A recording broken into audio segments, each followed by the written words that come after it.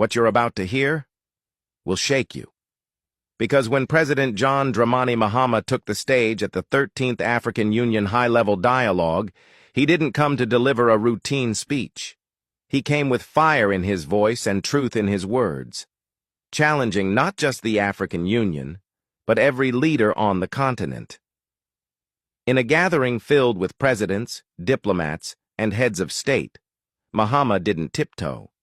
He confronted the deep-rooted issues stalling Africa's progress: governance failures, democratic backsliding, and the dangerous silence around unconstitutional power grabs.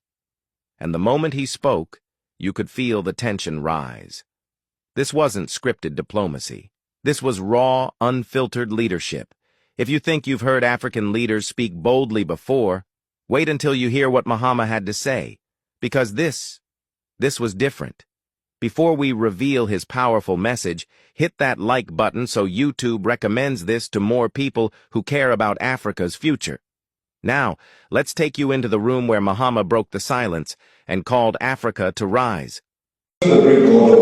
My job is a very simple one: to open this high-level dialogue. And so I could just declare it open and go back and sit down. But I guess I'm expected to say a few things. Let me proceed on established protocol, but recognize our former heads of states and prime ministers, former prime ministers, to acknowledge our acting Chief Justice, former Chief Justice, ministers of state, our traditional leaders, and distinguished ladies and gentlemen who have assembled here this morning. It's with profound honor and heartfelt warmth that I welcome you all to Accra, the historic capital of Ghana, the cradle of Africa's independence struggle, and the spiritual home of Pan-Africanism. And our Foreign Minister added, welcome to the center of the earth. He didn't go on to explain why, but it's that the meridian and the equator intersect in Ghana's territory, and that's why we say it's the center of the earth.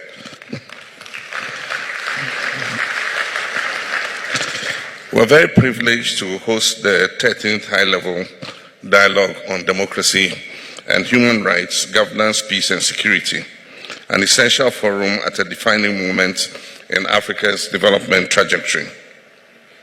This year's dialogue, convened under the theme Justice, Rights, Reparations and State Building, reaffirms our shared commitment to confronting the structural challenges that continue to shape Africa's condition. It reflects our collective will to advance democracy, uphold human rights, strengthen governance, and ensure peace and security for the people of our continent. It also affirms our conviction that true and lasting peace can only be achieved when justice exists, when the rights of our people are respected, and when governance systems are truly inclusive, accountable, and are owned by the people that they serve. Your Excellencies, distinguished guests, this dialogue could not have come at a more appropriate time. For far too long, the architecture of African states has rested on foundations imposed during a colonial era that neither understood nor respected our histories, our culture, or our aspirations. The enduring legacies of slavery, colonial exploitation, systemic racism, and economic subjugation are still visible today in the arbitrary borders that divide our peoples, in the financial hardships imposed by unjust global systems, and in the fragile governance systems, institutions that we are still struggling to strengthen. We gather here not only to examine this painful past, but also to shape a different and a better future for our continent, where African agency, sovereignty, and dignity are restored and respected. A future where state building is informed by our context, shaped by our people, and owned by our African communities. Ghana is honored to contribute to this continental vision. From the bold Pan-African ideals of Osajifo Dr. Kwame Nkrumah, our first president, To our current engagement on reparative justice and democratic consolidation, Ghana has always stood at the forefront of the struggle for African dignity, unity, and self-determination. We believe that unity is our historical imperative and our most effective instrument for achieving justice and prosperity. The Ghanaian people remain committed to building a continent where no one is left behind and every voice is heard and valued. Yet, we must be honest. This dialogue cannot afford to become another ceremonial event filled with lofty speeches but void of action. Our citizens are watching and waiting. Our young people comprise the majority of our population and are growing increasingly impatient. They are not asking for charity, they demand fairness, they demand opportunity and a stake in our continent's future.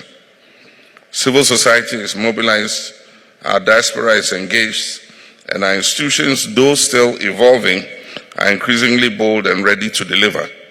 We must rise to the occasion, not with rhetoric, but with clear action. In that spirit, allow me to place before you two urgent recommendations. And the first is I wish to commend the African Union Executive Council for extending the theme of the year on reparations to a decade on reparations.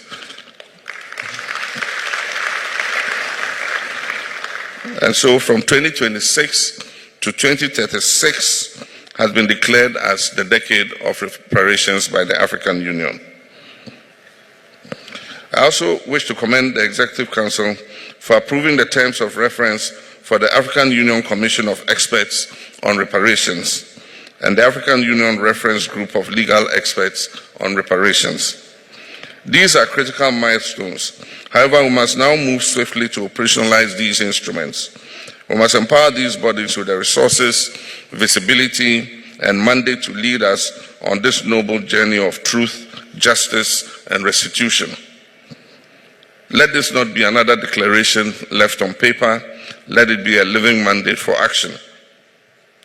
Secondly, I urge this dialogue to take a firm stand on the need for legally binding frameworks across all member states to safeguard our civic space. We must protect the right to organize, to protest, and participate.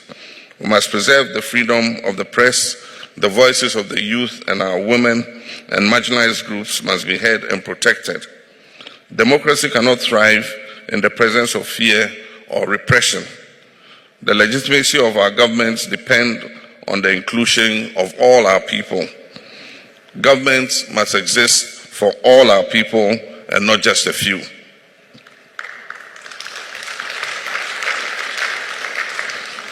Equally important is the need to prioritize political education as a pillar of state building, widespread civic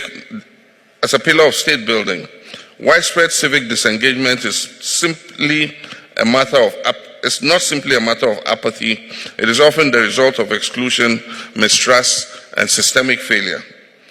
And therefore, we must integrate political and civic education into our school curriculum. We must encourage public engagement through national dialogues and community platforms. And we must ensure that our democratic institutions speak a language our citizens understand and trust. Democracy must be more institutional. It must not be just institutional, it must be relational. It must be rooted in the daily lives, experiences, and expectations of our people. This dialogue must be remembered as a meeting of minds and a moment of continental reawakening. We must boldly pursue justice for our past, present, and future generations.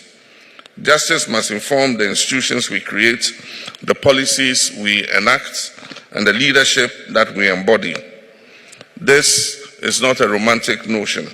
It is a practical and achievable goal if we are united, determined, and courageous to pursue it. And so let us make this dialogue count. Let us not merely reflect, but let us act, let us speak of Africa's potential and realize it in our lifetime.